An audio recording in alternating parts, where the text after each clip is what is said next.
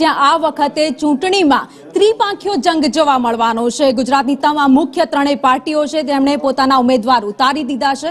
કુલ 6 ઉમેદવારો છે જેમણે અત્યાર સુધીમાં દાવેદારી પોતાની નોંધાવી છે। તો અમરેલી નગરપાલિકાની પેટા ચૂંટણીમાં ત્રિપાંખીયો જંગ જામવાનો છે। મુખ્ય ત્રણ રાજકીય પક્ષો ભાજપ, કોંગ્રેસ અને આમ આદમી પાર્ટીએ પોતાના ઉમેદવારોને મેદાનમાં ઉતારી દીધા છે।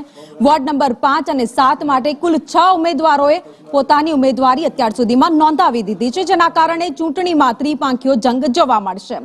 ભાજપ પક્ષેથી વોર્ડ નંબર 5 માટે કોમલબેન સંજયભાઈ રામાણી અને વોર્ડ નંબર 7 માટે નસીમબેન જલામભાઈ આગવાએ ઉમેદવારી નોંધાવી છે। તો કોંગ્રેસની વાત કરીએ જ્યાંથી વોર્ડ નંબર 5 માટે માધવીબેન જાની, જ્યારે 7 માટે પ્રેમિલાબેન રોકડે ઉમેદવારી નોંધાવી છે। વધુ અપડેટ સાથે સંવાદદાતા જૈનિક અમારી સાથે જોડાઈ ગયા છે। જી જૈનિક। અમરેલી નગરપાલિકાની પેટા ચૂંટણી છે। બે જે છે વોર્ડ છે, વોર્ડ નંબર 5 અને વોર્ડ નંબર 7 માં ત્રિપાંખીયો જંગ જામ્યો છે। ત્યારે આ જંગમાં અમરેલી નગરપાલિકાના અંદર ભાજપના છે તે 4 ઉમેદવારો છે અને કોંગ્રેસના 2 ઉમેદવારો અને આમ આદમી પાર્ટીએ છે તે 2 ઉમેદવારો ઉભા કર્યા છે, જેમાં ભાજપમાંથી કોમલબેન સંજયભાઈ રામાણી છે, તેમજ અન્ય છે કોંગ્રેસમાંથી તેમજ ભાજપના અન્ય જે ઉમેદવાર છે, એમ ટોટલ 8 ઉમેદવારોએ ઉમેદવારી નોંધાવી છે।